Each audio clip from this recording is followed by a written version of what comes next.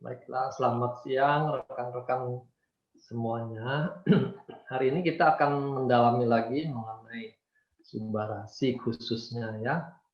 Tapi ini sekarang lebih pada bagaimana cara kerjanya. Supaya kita nggak bolak-balik bertanya pilih subarasi atau eksekusi gitu. Saya bingung juga sudah setahun lebih masih pertanyaannya sama. Jadi kita mulai dengan SOP. Ini ada di SOP 100 maupun subarasi. Ya. Jadi jangan juga orang makan SOP 100 dan subarasi. Gitu. Aneh nanti kedengarannya. Pilih salah satu aja. SOP ini diambil dari kantung telur, ya selaput dari telur ikannya. Jadi bukan telurnya, bukan dagingnya. Ini kantongnya. Ikannya khusus Oncorhynchus keta salmon, dan kalau di paper itu mereka sebutkan sebagai SOM, Salmon Ovary Outer Membrane gitu ya. Jadi ini jelas sekali dikatakan selaput luar dari kantung telur ikan. Nah, yang diambil itu adalah ekstraknya. Jadi ini merupakan hasil teknologi tinggi. Bukan sekedar kantongnya dikumpulin di blender lalu jadi bubuk salmon, bukan begitu. Ini teknologi tinggi, hanya diambil peptidanya. Peptida itu ikatan dari asam amino tertentu, ya. Jadi tidak semua asam amino yang diambil gitu. Nah, ini juga penting karena peptida ini yang menjadi tulang punggung kekuatan dari SOP ini. Dia akan berperan tuh sebagai messenger, pembawa pesan. Ya. Nah, jadi sekali lagi kita tidak perlu adu lengkap asam amino di dalam SOP lebih lengkap gitu, tidak perlu karena bukan itu kekuatan kita. Kalau hanya kelengkapan asam amino, kita makan telur itu, telur ayam itu sudah lebih murah gitu ya. Jadi sekali lagi kita bukan memproduksi kelengkapan asam amino dalam produk ini. Tapi messengernya ini yang penting. Peptida SOP. Ya. Begitu juga nanti dengan peptida dari otot sarden dan peptida dari kulit biji tomat itu yang mahal karena peptidanya. Ya. Nah, mereka akan menjadi messenger di dalam badan kita. SOP ini membawa pesan tuh ke dalam tubuh dan tubuh meresponinya dengan meningkatkan insulin-like growth factor 1. Ya, ini sudah dikenal luas kalau orang medis IGF-1 ini mereka tahu gitu. Karena peranannya nanti bersama-sama dengan growth hormone tuh untuk healing, untuk memperbaiki jaringan. Nah, lalu di dalam mekanisme kerjanya IGF-1 ini akan merangsang juga produksi stem cell, ya. Jadi kita memang tidak bisa menghitung jumlah stem cell-nya benar nggak meningkat kalau saya makan SOP, ya. Tidak begitu. Tapi para researcher hanya melihat ada kenaikan di dalam IGF-1 ini. Dan secara mekanisme IGF-1 yang nanti berhubungan dengan stem cell. Ya. IGF-1 ini lebih peranannya pada penyembuhan luka, ya, seperti growth hormone itu. Kalau pada orang dewasa dia tidak lagi untuk pertumbuhan, tapi untuk penyembuhan luka-luka atau penggantian sel. Ya. IGF-1 ini akan mengaktifkan stem cell. Nah, stem cell lebih lagi kerjanya, dia meregenerasi selnya. Ya, jadi kalau selnya sudah rusak banyak, tidak keuber dengan proses healing, dibutuhkan suatu regenerasi untuk mengganti dengan sel yang baru. Ya. Jadi penting ya kita menguasai mekanisme kerja SOP ini. Ini ingredient yang ada di dalam SOP. Kita dalami juga satu persatu. Glutathione ini dikenal sebagai master antioksidan. Jadi kita punya banyak macam antioksidan dan mereka itu perlu hadir dalam satu rangkaian, satu set. Jadi tidak cukup hanya makan vitamin C dosis tinggi, itu baru satu macam antioksidan. Dia perlu kehadiran antioksidan lain supaya kerjanya tuh sinergi. Dan glutathione dikenal sebagai masternya. Dia mendukung kerja semua antioksidan. Nah, antioksidan ini bekerja menangkal radikal bebas. Radikal bebas itu bisa datang dari luar ya, dari polusi, asap rokok, asap knalpot gitu. Nah, bahan kimia yang kita semprotkan di dalam rumah kita, itu semua radikal bebas. Bisa juga radikal bebas itu diproduksi dari dalam badan kita sendiri. Waktu kita mengalami infeksi, peradangan, ada penyakit kronis, ya itu semua menghasilkan oxidative stress. Lalu glutathione juga dikenal bisa memperbaiki insulin resisten. Nah, dalam kondisi ini, kita bukan kekurangan insulin, tapi reseptornya kita menjadi kurang peka. Nah, di sini glutathione bisa memperbaiki kepekaannya, sehingga insulinnya bisa bekerja dengan lebih baik. Lalu peranan dia menekan peradangan pada autoimun. Ini juga dalam riset tuh diketahui dia bisa gitu ya. Nah, juga peranannya untuk sistem saraf pusat. Jadi glutathione ini sebagai master antioksidan, dia bisa menembus ke dalam otak gitu. Sementara antioksidan lain belum tentu bisa menembus ke otak. Ya. Jadi ini kelebihan kita ada glutathione. Lalu asam hyaluronat. Ini berperanan pada kulit dan sendi. Sendi itu di cairan sendinya. Jadi kalau dibilang ini lututnya mulai kering, itu ya dimaksudkan cairan sendinya berkurang. Jadi dengan keberadaan hyaluronic acid ini, dia akan menarik air di jaringan tersebut sehingga tercukupi kelembapannya, ya, entah di kulit ataupun di sendi tadi. Kalau kulit bisa terisi kelembapannya, maka kita akan lihat kulitnya lebih padat, lebih kencang, ya, tidak kering, tidak keriput. Nah, asam amino ini merupakan building block, ya, protein building block itu untuk memperbaiki sel-sel yang rusak. Gitu. Jadi sekali lagi keberadaan amino acid di dalam SOP ini bukan sekedar bahan nutrisi. Gitu. Ya, kalau bahan nutrisi kita bisa ambil dari bahan lain, ya. Tapi lebih pada peptidanya tadi. Ini sudah dijelaskan ya. Lalu ada kandungan asam nukleik, asam nukleat, ya. Nah, ini dikatakan merupakan bahan yang paling penting bagi tubuh kita karena dia akan digunakan untuk menyusun DNA kita, bahan baku untuk menyusun DNA. Dan DNA kita tahu merupakan dasar dari encoding, ya, pengkodean di dalam sel kita untuk membentuk macam-macam zat. Ini contohnya RNA dan DNA dalam tubuh kita. Masing-masing tuh punya asam amino yang berbeda, gitu ya. Jadi kita memberikan bahan baku untuk kecukupan produksi DNA ini. Lalu kondroitin ini bagian penting sekali dari tulang rawan. Kita tahu tulang kita ujungnya itu di persendian itu biasanya merupakan tulang rawan. Jadi bantalan yang diregenerasi terus. Kalau dia mulai keroposan, nggak mulus, sendi kita mulai bermasalah. Jadi ini juga memberi efek elastisitas dari sendi kita.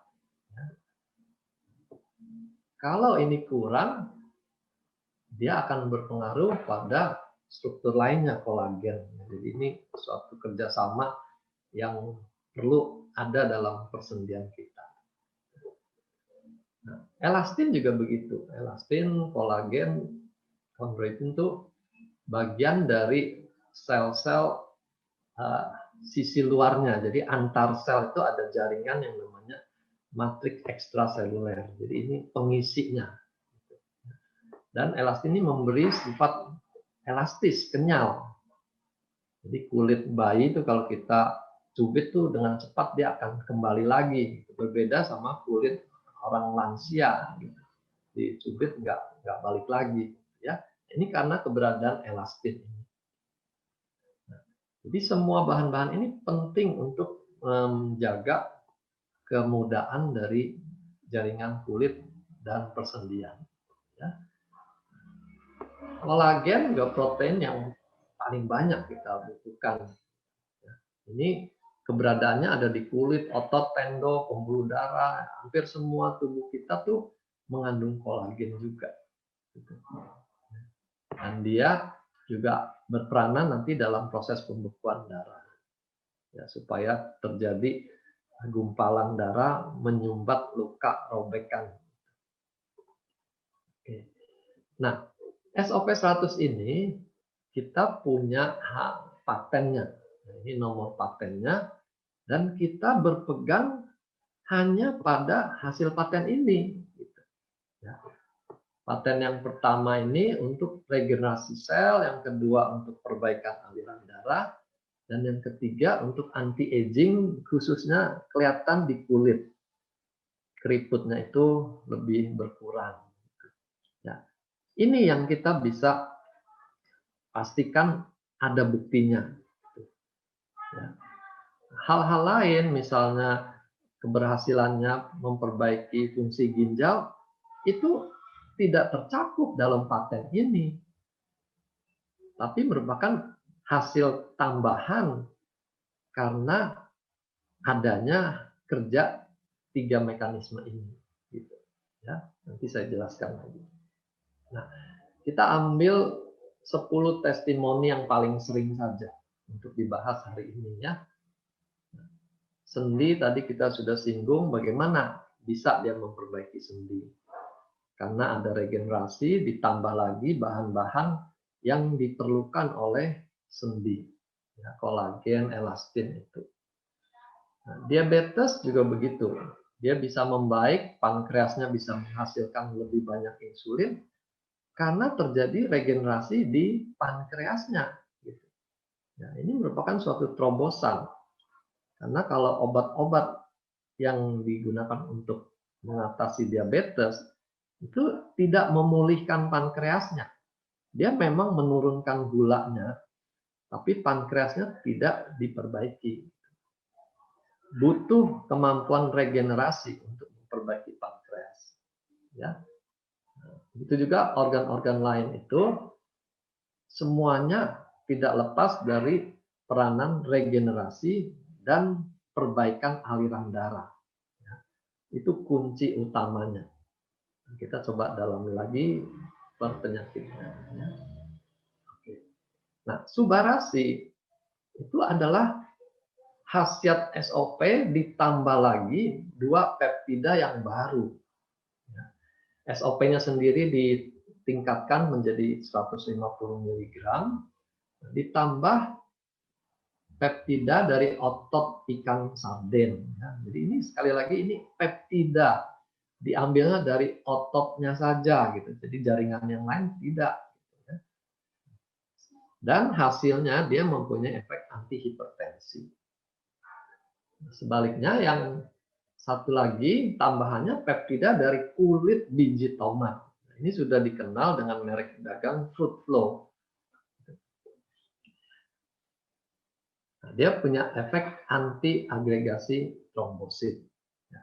Jadi subarasi merupakan kombinasi dari efek SOP yang tadi kita sudah dengar, ditambah efek antihipertensi dan anti-agregasi trombosit.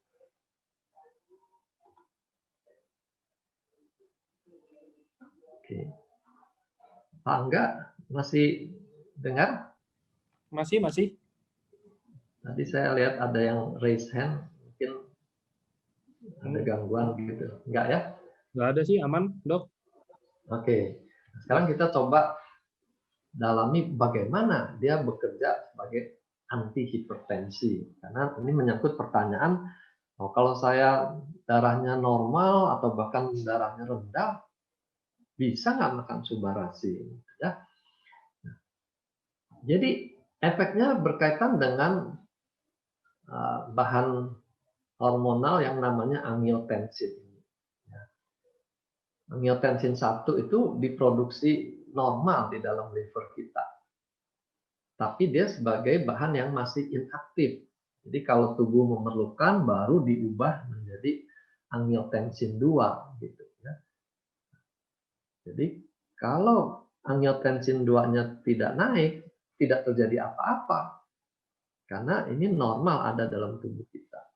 Nah, kalau angiotensinnya naik, diproduksinya banyak dari angiotensin 1, baru terjadi perubahan pada pembuluh darah kita. Ya, pembuluh darah itu akan mengalami konstriksi, dia mengerucut gitu, menyempit. Karena di dalam pembuluh darah itu ada ototnya, jadi ototnya akan berkontraksi dan pembuluh darahnya mengecil diameternya. Nah, kalau terjadi itu, kita sebut tahanan perifer itu meningkat. Itu sama seperti selang tuh yang diameternya lebih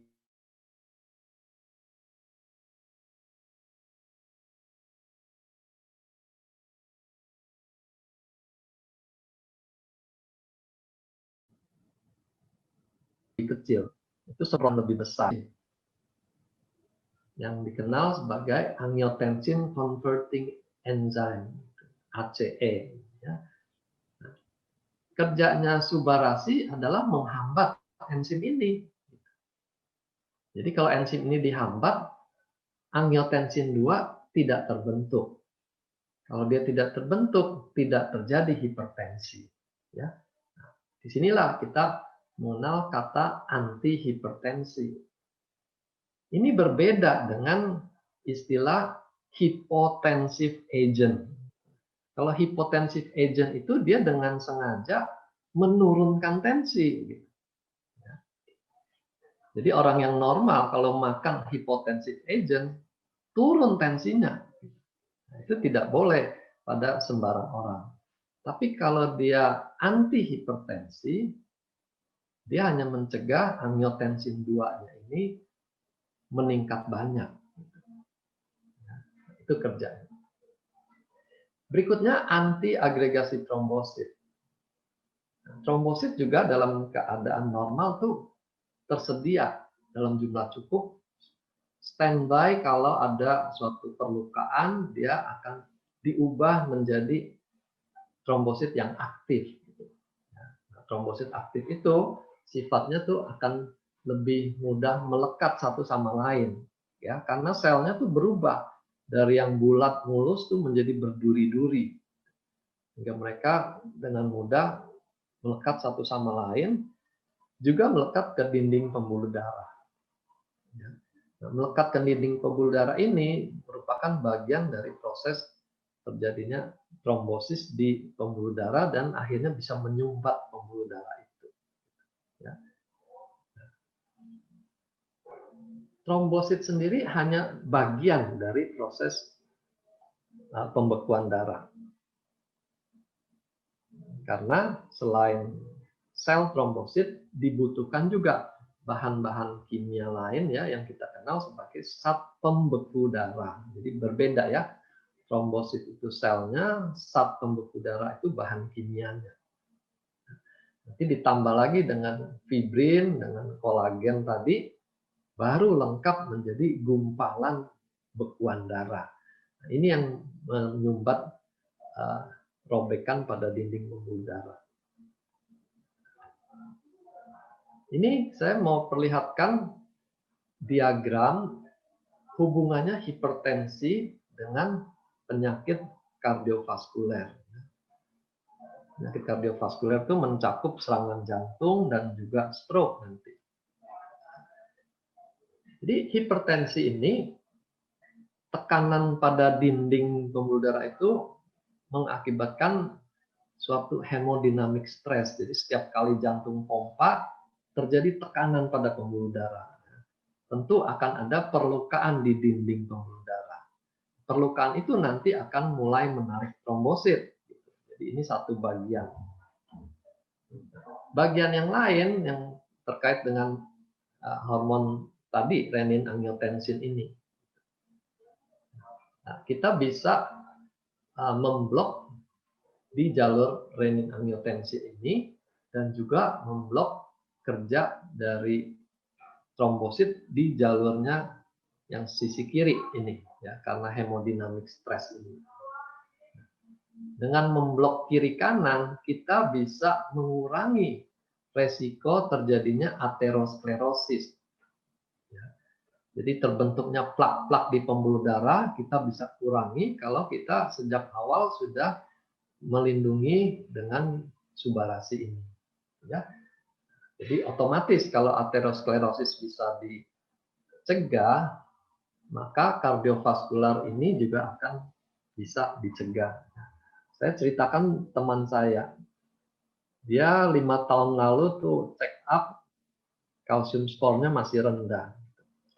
Kemarin, nanti 5 tahun ini, dia mau ikut asuransinya minta cek treadmill gitu ya. Ternyata di treadmill testnya itu positif hasilnya, ada ischemic response, sehingga diharuskan periksa dengan MSCT meneliti keadaan pembuluh darah di jantungnya. Singkat cerita, hasilnya dia ditolak oleh asuransi dan diharuskan periksa lebih detail lagi, melihat gambaran dari pembuluh darah jantungnya. Nah, hasil akhirnya ternyata pembuluhnya itu sudah mampat sampai 80-90% di dalam 5 tahun. Ya. Nah, dokternya lihat gambar pertama memperkirakan ini cukup pasang 1 ring. Tapi setelah dilakukan kateterisasi, ternyata yang tersumbat bukan hanya 1 pembuluh darahnya. Ada banyak tempat, sehingga akhirnya masuk 6 ring. Gitu. Ya, padahal pasiennya tidak mengalami serangan, jadi ketahuannya kebetulan karena dia mau masuk asuransi. Ya. Nah, di sini kita lihat betapa buruknya kondisi hipertensi kalau disertai dengan kolesterol tinggi, gitu ya. Apalagi kalau ada gula darah juga tinggi, itu dengan cepat dia akan menyumbat pembuluh darah. Ya. Nah, seperti ini mekanismenya. Ini gambar bulat ini LDL kolesterol. Jadi dari kolesterol tuh yang berperan buruk pada penyumbatan tuh LDL-nya. Perhatikan ya, waktu cek lab LDL-nya berapa. Kalau LDL tinggi ini yang akan menjadi cikal bakal terbentuknya benih plaknya, gitu ya. Ditambah peradangan tadi bisa dari tekanan hipertensi, bisa dari rokok, dari kencing manis, itu mempercepat proses terbentuknya plak ini. Ya. Ini seperti ini gambarannya. 10 tahun, 30 tahun, 40 tahun tuh dengan cepat tuh bisa tersumbat. Anak sekarang kalau dia balita ya sudah overweight, hati-hati. Karena proses pembentukan plak juga mungkin sudah mulai terjadi. Ini sisanya ini yang dikatakan berapa persen. Jadi kalau dia bilang penyempitannya 80%, berarti lubangnya ini tinggal 20%. Dan kita tidak bisa hitung, oh 20% kalau mampet total tuh masih berapa tahun ya, gitu. Nggak bisa. Karena sewaktu-waktu bisa terjadi plaknya ini robek. Ya. Terjadi kebocoran plak, itu dalam hitungan menit, trombosit akan berdatangan dan memulai reaksi pembekuan darah dan tersumbat total dalam hitungan menit, ya. Jadi kita jangan main-main dengan penyempitan pembuluh darah ini. Nggak perlu tunggu 90% baru heboh. Sedini mungkin kita harus cegah, jangan sampai terjadi plak yang menimbulkan penyempitan. Kemudian saya mau ceritakan juga isu sekitar paten ini, karena ada downline yang dikuliahi oleh prospeknya mengenai paten ini. Kita mengenal memang paten merek. Paten merek itu urusan bisnis, supaya mereknya tidak digunakan oleh perusahaan lain, gitu ya. Jadi kalau kita bilang paten SOP itu bukan soal paten merek, nggak ada urusannya dengan kita. Gitu. Tapi yang kita maksud adalah paten fungsinya. Ini yang diteliti oleh para researcher di Jepang itu, dan kita punya researcher Jepang itu kualitasnya itu PhD gitu ya. Jadi mereka memang orang-orang yang menekuni bidang penelitian. Nah, paten fungsi ini baru bisa didapat kalau dilakukan uji klinis.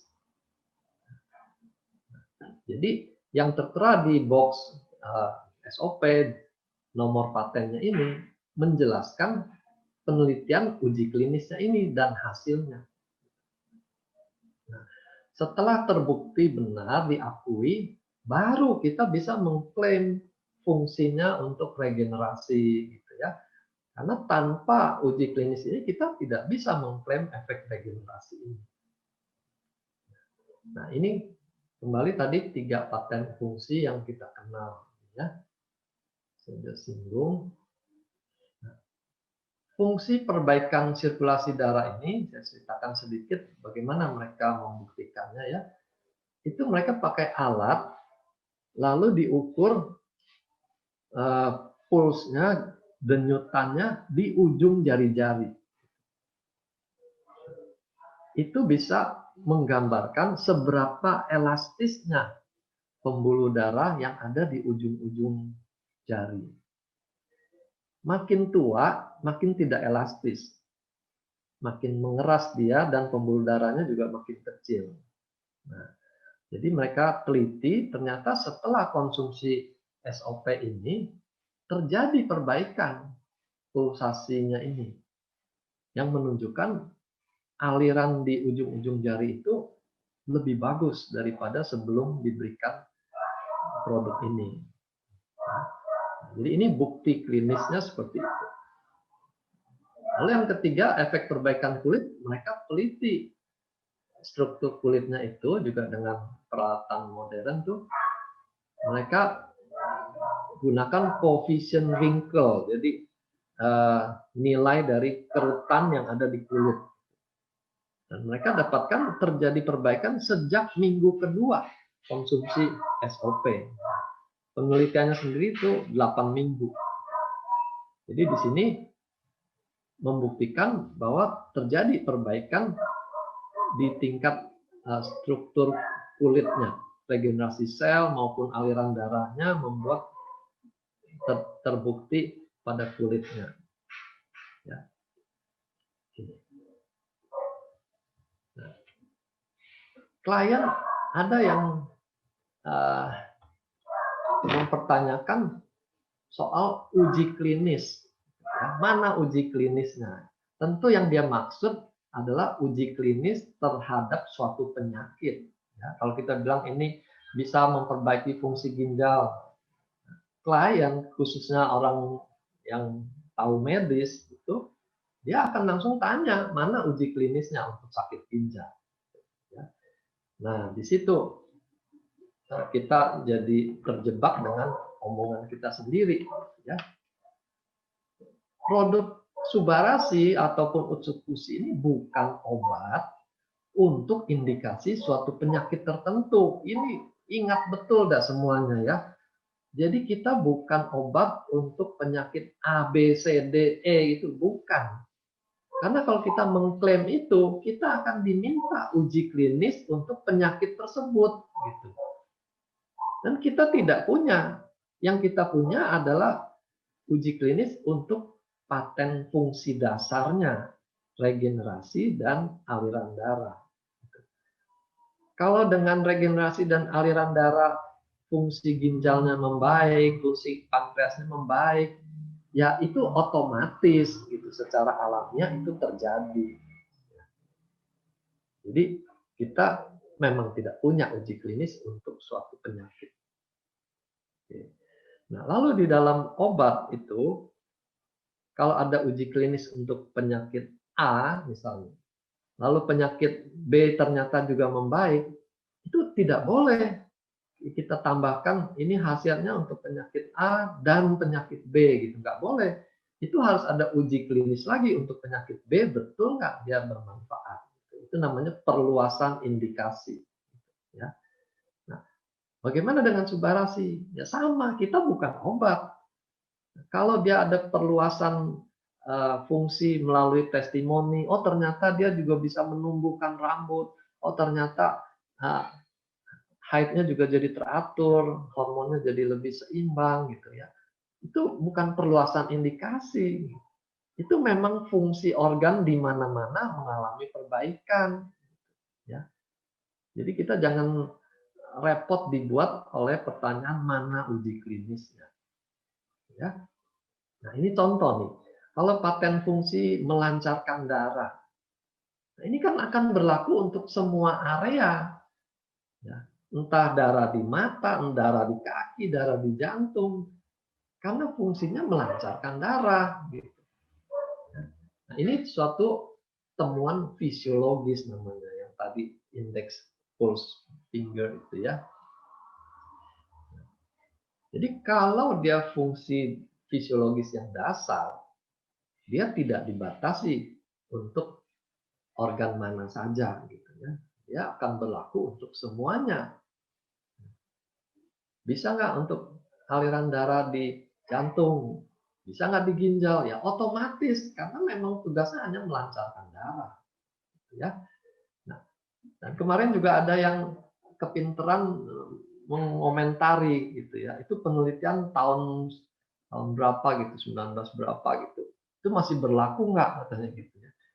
Kalau namanya penelitian dasar itu seperti melancarkan darah, ya dia tetap berlaku. Masa kita setiap tahun harus meneliti hal yang sama? Kan tentu tidak. Gitu ya.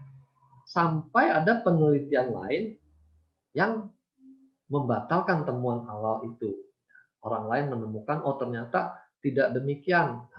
Bisa jadi batal temuan pertama. Ya. Jadi dia tidak dibatasi oleh tahunnya. Ya. Oke. Lalu bagaimana SOP bisa membantu autoimun, alergi gitu ya.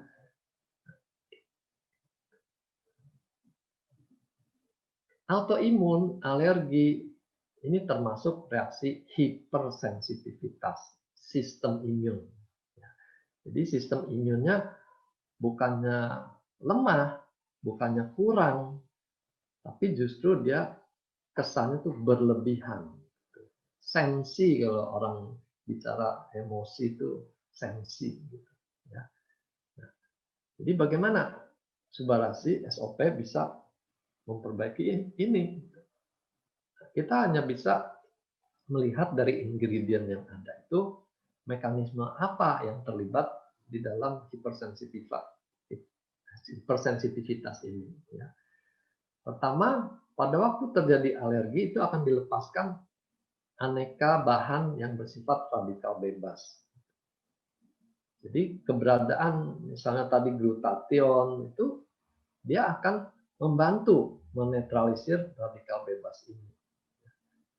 Dengan demikian dia mengurangi kehebatan rantai reaksi alergen dan antibodi. Ya. Kemudian antioksidan itu juga berperanan menekan peradangan.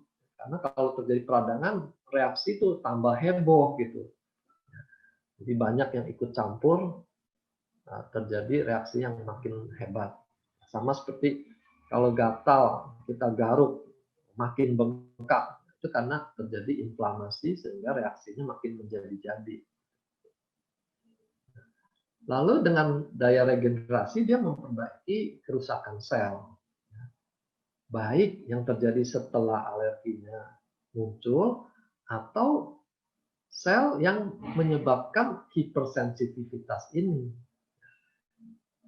Nah, Di dalam teori sistem imun ada sel yang namanya suppressor T atau nama lainnya regulatory T cell, gitu ya.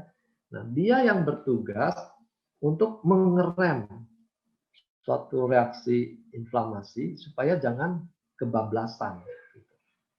Nah, ada kemungkinan orang-orang yang autoimun dan alergi ini, suppressor T-nya ini kurang kerjanya, kurang aktif, kurang baik. Dan kalau produk kita bisa menetralisir hipersensitivitas ini, secara teoritis kemungkinan karena fungsi suppressor T-nya ini diperbaiki. Gitu. Dan kalau ini bisa membaik, maka toleransi terhadap alergen itu menjadi lebih tinggi. Gitu. Dia jadi lebih toleran, tidak lagi sensi. Gitu. Ya. Nah, kita bisa dapatkan ini memang melalui testimoni. Bagaimana orang yang bersin-bersin begitu sering dalam sehari, kok bisa berkurang semua bersin-bersinnya, nggak meleleh lagi. Itu kan jelas terjadi penurunan hipersensitivitas. Ya. Jadi kalau di tantangan mana uji klinisnya, itu urusan dokter lah untuk meneliti itu. Kita hanya mau ambil hasilnya aja. Yang penting orang yang alergi, dia bisa berkurang dan hidupnya bisa lebih nyaman. Ya. Lalu bagaimana SOP membantu penderita kanker? Kanker itu bersaing dengan jaringan sehat. Dia akan merusak sel-sel sehatnya, khususnya yang di sekitar dia. Karena dengan lemahnya jaringan sehat, si sel kanker ini akan lebih leluasa untuk berkembang. Salah satu, dia akan keluarkan zat-zat toksik sehingga sel-sel di sekitar itu menjadi sakit. Ya. Dia keluarkan radikal bebas, keluarkan zat kimia yang bersifat asam, gitu. Lalu dia bisa bikin lingkungannya tuh jadi miskin oksigen, ya. Sehingga sel sehat kalau tidak dapat oksigen mati, sementara sel kanker tidak butuh oksigen bisa hidup, gitu ya. Itu cara dia untuk mendominasi lingkungannya. Nah, di sebelah kanan ini ada bukti berupa visual. Bagaimana sel-sel kanker ini mengeluarkan gelembung-gelembung cairan yang akan merusak lingkungannya. Dia bisa merusak sel sebelahnya. Ya. Sehingga sel sebelahnya juga mungkin DNA-nya bisa mengalami mutasi sehingga seperti tertular dengan kankernya ini. Ya. Itu caranya. Jadi di dalam badan kita terjadi peperangan antara sel sehat dengan sel kanker ini. SOP akan meregenerasi sel yang sehat. Sel yang sehat, ya, dia tidak akan memperbanyak sel kanker. Karena sel kanker itu tidak bisa lagi dikontrol oleh sinyal-sinyal yang ada di badan kita. Dia mau memperbanyak dirinya sendiri, tidak peduli lagi sinyal yang ada di tubuh kita suruh berhenti, itu nggak bisa. Lalu dengan perbaikan aliran darah, sel yang sehat itu juga akan mulai mendapatkan darah segar lagi. Ya. Oksigennya juga akan meningkat dengan aliran darah yang baik. Lalu radikal bebasnya juga dinetralisir. Ya. Singkat kata, dia akan menguatkan jaringan yang sehat, sehingga membantu perlawanan terhadap kanker. Nanti kalau ditambah dengan utsukushi, dia bekerja mengaktifkan natural killer cell yang lebih spesifik lagi untuk melawan sel-sel yang berubah ini, bermutasi ini. Jadi kalau pada sel penderita kanker, kita butuh kedua produk ini. Gimana hipertensi? Tadi kita sudah singgung sedikit ya. Hipertensi itu secara alami itu memang bisa terjadi. Itu respon yang normal, yang fisiologis. Ya. Supaya suplai darah ke organ itu lebih banyak. Tadi saya sudah singgung, ibarat selang tuh dipencet, maka semprotannya akan menjadi lebih kuat. Itu cara hipertensi untuk memperbanyak suplai darah ke organ. Nah, kalau dia suplainya sudah tercukupi, tensinya akan turun lagi secara otomatis. Nah, SOP ini membantu meningkatkan aliran darah. Ya, tadi kan sudah terbukti dia meningkatkan aliran darah. Jadi tubuh tidak perlu menaikkan tensi untuk kecukupannya. Nah, ini otomatis terjadi. Jadi kalau orang minum SOP lalu besoknya atau minggu depannya tensinya turun, itu karena suplai darahnya membaik. Apalagi sekarang subarasi ditambahkan antihipertensi, ya, dia efeknya mestinya akan lebih kuat lagi dibandingkan SOP saja.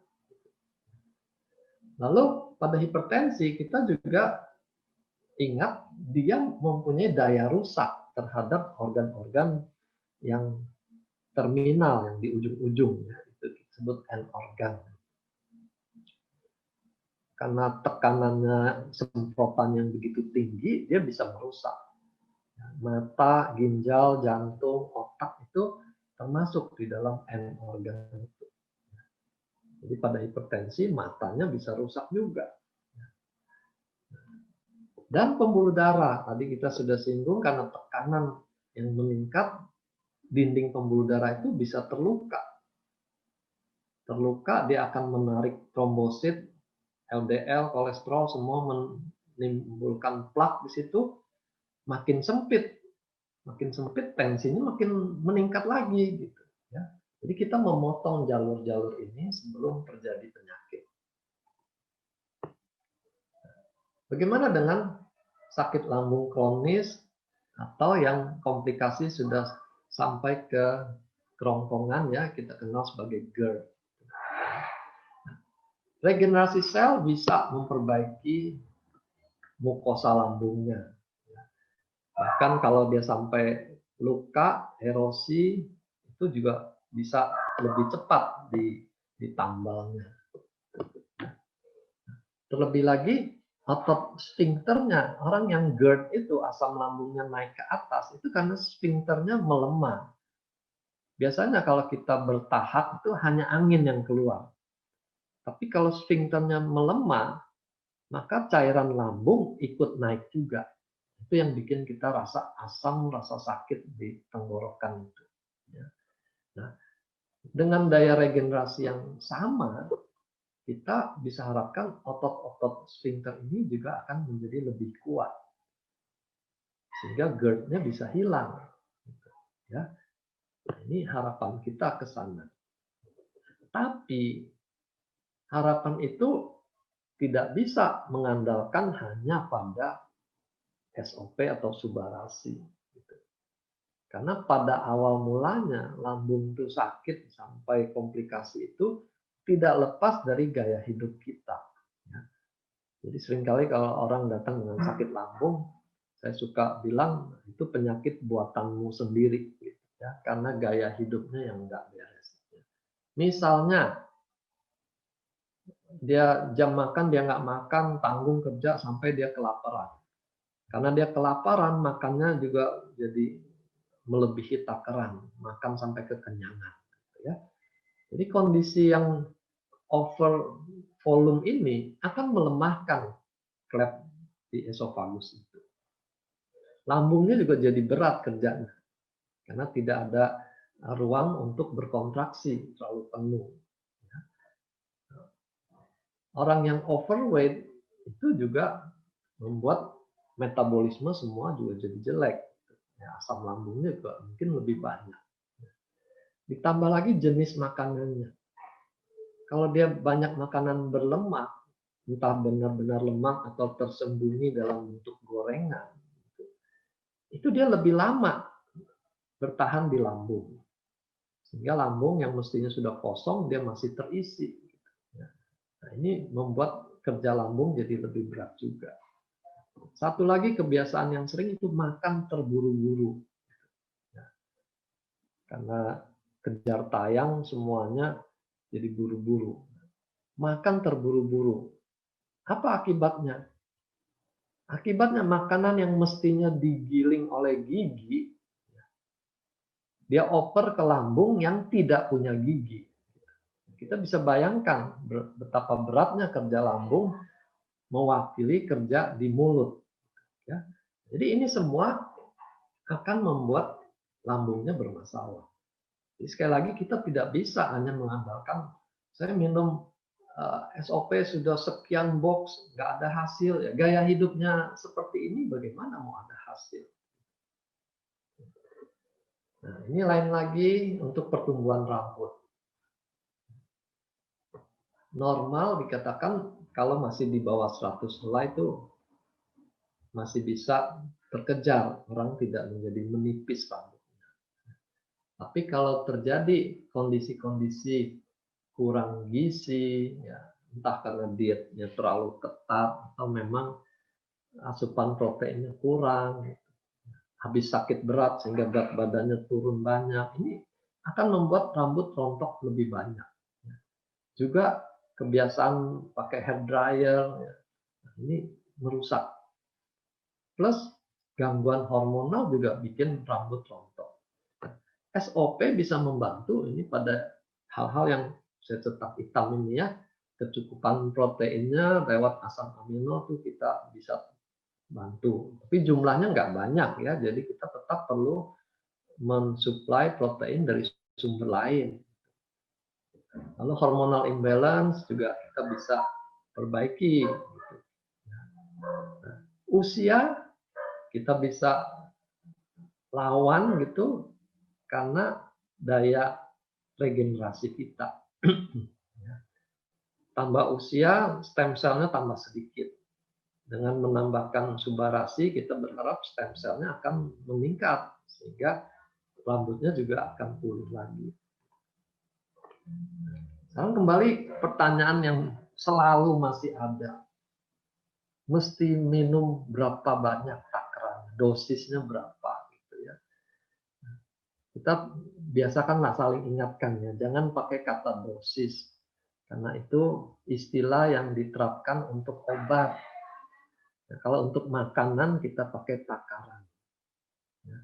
Nah, SOP 100 plus itu isinya 100 mg.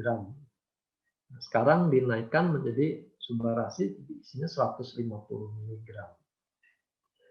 Nah, SOP kita tahu standarnya kita sehari 1 sampai 6 saset. Tergantung kebutuhan. Jadi kalau dikonversi ke subarasi dia 1 sampai 4 saset. Ya.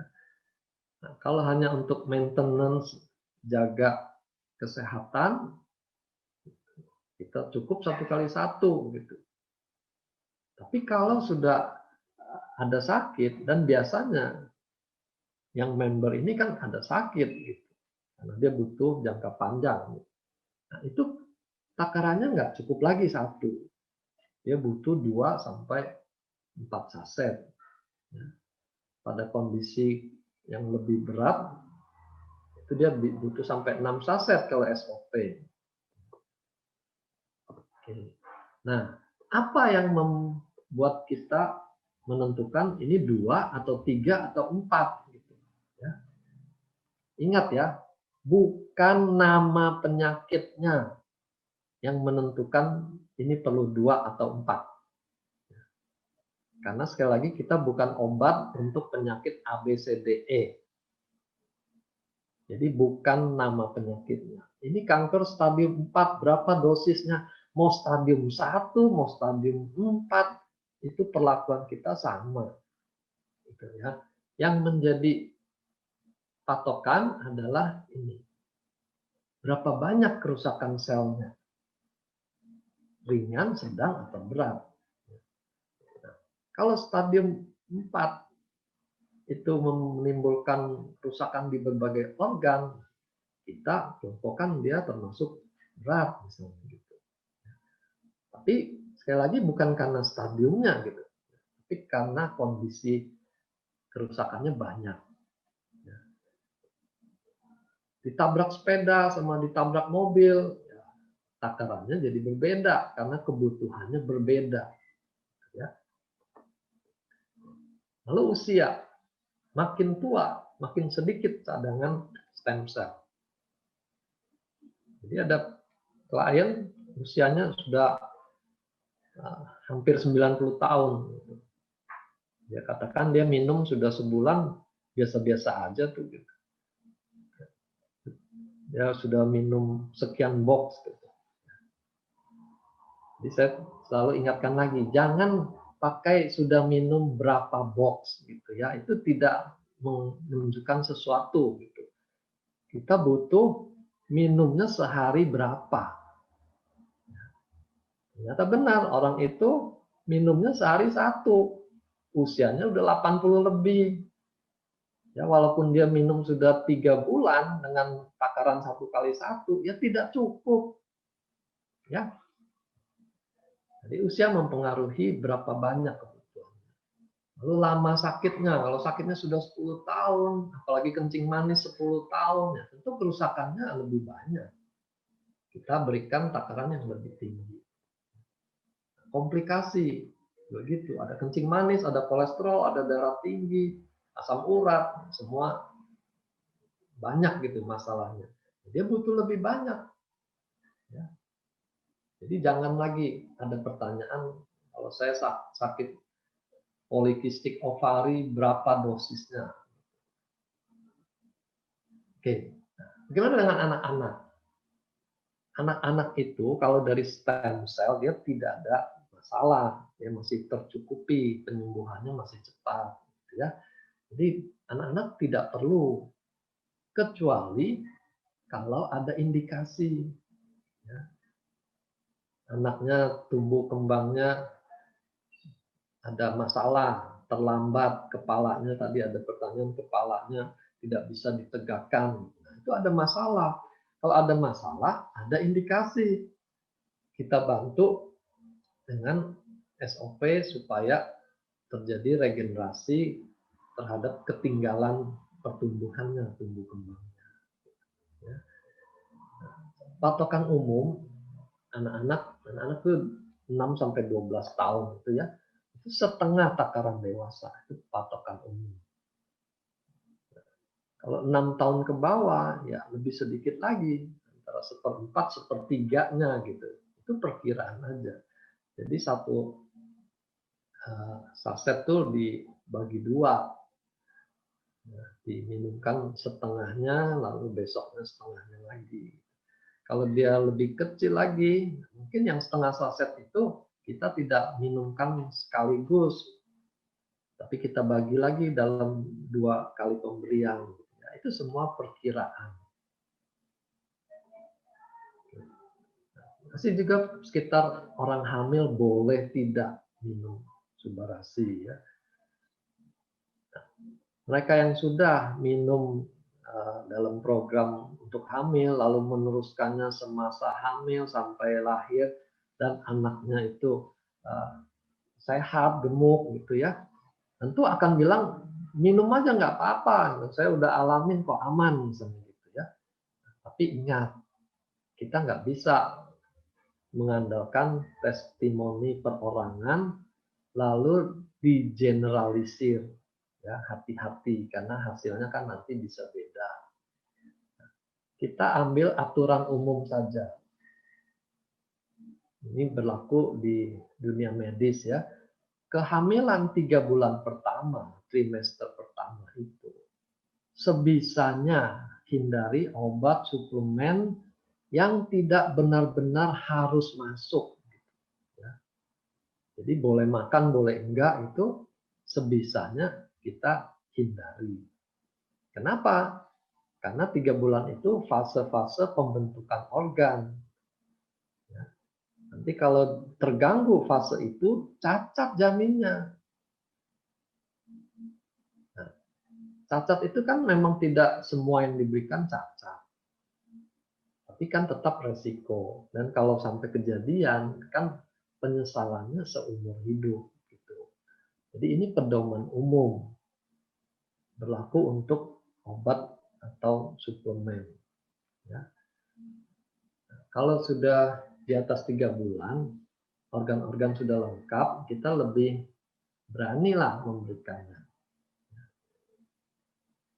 Nah, ini obat farmasi, obat herbal, ataupun obat nutraceutical, ini memang lebih keras obat farmasi, lebih aman ekstrak dari nutrisi. Ya.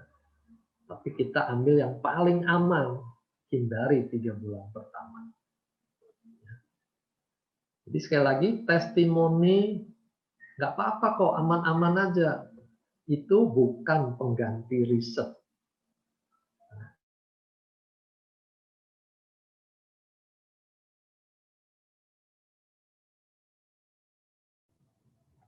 Dok, sedikit putus-putus ya, Dok. Riset tuh memang sekarang ya ini connection-nya unstable. Oke, saya pelan-pelan ya. Jadi kita jangan menggeneralisir kesaksian yang bagus lalu diharapkan semua orang akan bagus dan aman ya. Kita ambil amannya. Jadi ini prinsip risk and benefit ratio. Apa untungnya saya berikan? Apa resikonya? Kalau saya tidak berikan, apa resikonya? Ya. Jadi balik lagi secara umum 3 bulan pertama kalau nggak penting-penting betul tidak usah. Lalu ada lagi yang spesifik menyoroti soal chondroitin. Dia cari di internet chondroitin itu tidak baik untuk ibu hamil misalnya gitu. Dan SOP tadi ingredientnya ada chondroitin. Ya. Nah ini saya mau ajari kalau ambil di internet jangan langsung comot satu artikel. Selalu ada pro and kontra. Jadi kita cari juga artikel yang lain yang penyeimbangnya. Ya. Lalu kalau yang kontra terhadap konsumsi, perhatikan yang dia soroti itu pada dosis berapa jadi masalah. Gitu, ya. Misalnya chondroitin disoroti untuk penyakit rematik sendi lutut, osteoartritis. Itu dosisnya 800 sampai 2000 mg. Di SOP ada berapa chondroitinnya? Saya sudah tanya Pak Niko, chondroitinnya itu hanya bagian dari SOP itu sendiri, gitu ya. Jadi bukan tambahan lagi di luar SOP ditambahin chondroitin seperti produk yang di atasnya. Nah, jadi kalau SOP-nya totalnya saja hanya 150 mg, chondroitin kita tuh jauh lebih kecil daripada 150 mg. Ya. Jadi tidak masalah seperti yang ditakutkan yang ada di artikel internet tadi.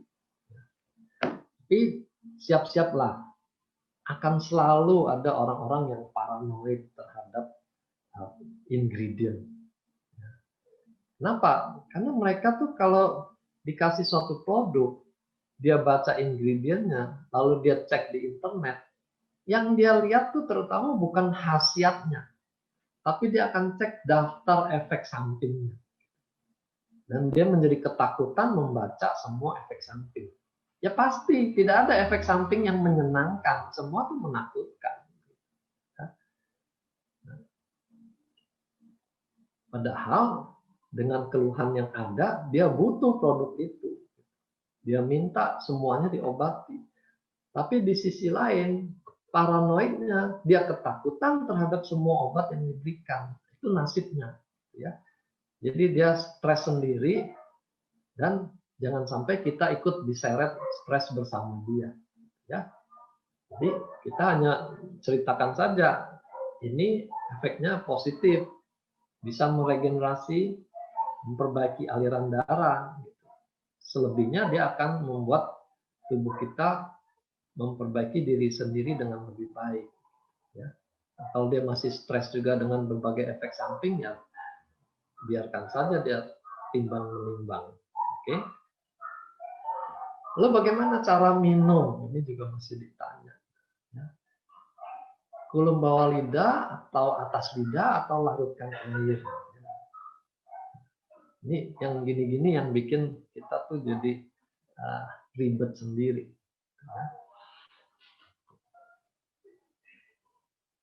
Kita minum langsung itu yang pasti ya, kalau tidak ada air, sedang di mobil, sedang di kantor mau ambil air jauh misalnya, itu silakan langsung diminumkan di dalam mulut ya.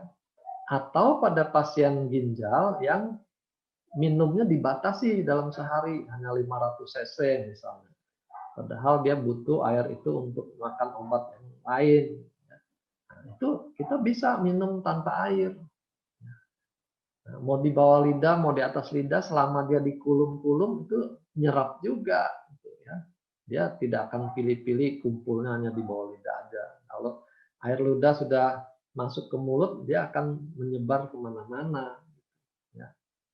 Jangan terlalu stres mikirin, wah ini tadi saya taruh di bawah, sekarang jadi pindah ke atas, pusing sendiri. Lalu ada yang klaim lebih kulum lebih cepat gitu, masuknya. Nah, kita bertanya, so what kalau lebih cepat? Memang kita mau mengejar apa? Nah, ini kan bukan obat seperti nitrogliserin pada orang yang serangan jantung diisep-isep, pembuluh darah jantungnya mekar lagi, dia selamat gitu ya. Kan bukan itu. Kita mau adu cepat kemana? Gitu. Ya. Terus kita tahu kerja produk kita ini jangka panjang, regenerasi sel, merenovasi organ-organ jangka panjang. Jadi ini bukan soal adu cepat, tapi bagaimana konsistensi kita mengkonsumsinya untuk 3 bulan, untuk 6 bulan. Ya, kalau dia butuh terus lagi ya kita teruskan. Ya. Jadi tidak perlu pusing dengan cara konsumsi ini. Nah, juga jangan berpikir kalau dia lebih cepat, healingnya juga lebih cepat. Ya, nggak bisa. Atau dia tambah-tambahkan takarannya supaya lebih cepat sembuh. Nggak bisa. Healing itu ada temponya sendiri di dalam badan kita. Kita nggak bisa mempercepatnya. Ya. Kita hanya bisa membantu supply-nya itu cukup. Ya. Nah, ada lagi yang nanya, ini pakai air dingin, air biasa, atau air panas? Istilahnya diseduh. Yang pasti jangan diseduh, karena air panas itu bisa merusak asam amino. Ya. Nah, kalau air dingin atau air biasa, selama bahannya larut dengan baik, minum aja. Dia lebih nyaman dengan air dingin, silakan. Kalau dia takut air dingin, ya air biasa. Ya. Jangan bikin jadi ribet. Nah, ini lagi, tambah ribet lagi. Ya. Minumnya yang bagus jam 5 sampai jam 9, karena itu kerja organ usus besar, usus lambung tuh jam segitu. Ya. Kalau nggak pagi, minumnya sore, jam 5, jam 7, itu kerjanya ginjal di situ. Ya. It looks cool. Ya. Katanya sophisticated, ada jam-jamnya. Ya. Memang teori ini ada di dalam ilmu akupunktur, jam kerja biologis organ. Jadi kalau dalam akupunktur melakukan terapi untuk ginjal pada jam 5 sore itu diperkirakan efeknya lebih kuat gitu ya. Teorinya begitu. Nah, dalam kenyataannya teori itu tidak dipakai karena tidak ada orang mau nungguin untuk liver tengah malam, nanti kamu datangnya jam 11 malam saya tusuk, nggak ada ya. Jadi jangan pusing, jangan bikin jadi ribet. Nah, ini guyonan aja. Hanya ada satu aturan, jangan makan waktu tidur, nanti keselak. Oke. Lalu detox. Ini saya juga perlu jelaskan maksud detox itu apa. Ya. Subarasi kerjanya tuh sampai di level seluler, ya, karena dia memperbaiki sel. Jadi detoxnya ini adalah detox di seluler. Sel kita itu juga membuang kotoran-kotoran dari dalam sel itu keluar. Ya, itu detox seluler. Jadi kita bayangkan kalau semua sel tuh menjadi lebih aktif, bersih-bersih di rumahnya masing-masing, maka toksin akan keluar dalam jumlah lebih banyak. Nah, itu yang menimbulkan gejala detox.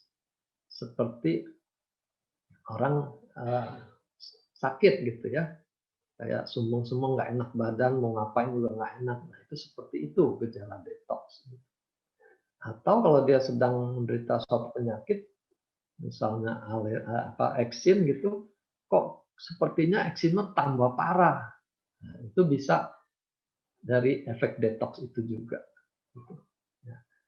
Jadi kita tidak bisa bilang kalau sakit ginjal ini detox di ginjal, tambah lagi tabel kalau dia kejang-kejang itu detox di ginjal. Aduh, itu jangan dipakailah. Ya. Kejang-kejang itu suatu yang serius, kita nggak bisa bilang itu bagian dari gejala detox. Ya, itu mesti diperiksa kenapa orang itu kejang. Jadi detox itu bersifat umum. Lalu pengertian lain, kita membantu organ-organ detox, ya organ-organ yang memang punya peranan membuang kotoran, itu bekerja lebih giat, gitu ya. Misalnya ginjal itu membuang kotoran lewat urin, liver itu menetralisir racun-racun, lalu dibuang lewat empedu itu keluar di usus, gitu ya. Usus juga sampah-sampah yang nggak dipakai, toksin yang ikut masuk waktu kita makan tuh dikeluarkan di usus. Paru lewat kelenjar keringat dia keluar. Kulit itu ya. Paru tuh lewat udara pernafasan atau lewat lendir. Ini penting diingat ya. Paru kalau detox bahan yang tidak menguap itu berupa lendir. Jadi slamnya, reaknya itu bisa lebih banyak. Ya. Nah, detox itu sendiri, tubuh juga ada perlindungannya supaya dia nggak keracunan. Itu salah satunya lewat antioksidan yang dikeluarkan di tingkat seluler. Ya. Dari kita hanya tambahkan sedikit glutathione. Selebihnya itu kita butuh antioksidan lain. Ini bisa nggak untuk slimming, gitu ya? Subbarasi sendiri dia memperbaiki seluruh sistem, termasuk sistem pencernaan, termasuk metabolisme lemaknya, kolesterol, trigliserid, asam urat tuh metabolismenya tuh diperbaiki. Gitu ya. Tapi dia tidak dirancang khusus sebagai obat slimming. Jadi bisa nggak Subbarasi bikin kurus? Jangan dijawab, karena memang tidak dirancang untuk itu. Yang pasti orang itu harus mengurangi inputnya, asupannya, kalori, dan dia harus membakar lebih banyak lagi kalori yang masuk itu supaya kalori cadangannya berupa lemak tubuhnya itu bisa berkurang. Caranya dengan berolahraga, ya. Jadi kalau makannya lebih banyak, tidak ada olahraga, lalu biar bisa tenang-tenang karena ada Subbarasi, ada Utsukushi gitu, capeknya. Ya. Oke, nah itu yang saya bisa sharingkan untuk memperjelas bagaimana produk kita bisa mengatasi atau membantu berbagai masalah. Nah, ada satu prospek tuh yang keberatan gitu. Mana bisa ada satu produk untuk berbagai penyakit. Itu uji klinisnya berarti harus banyak.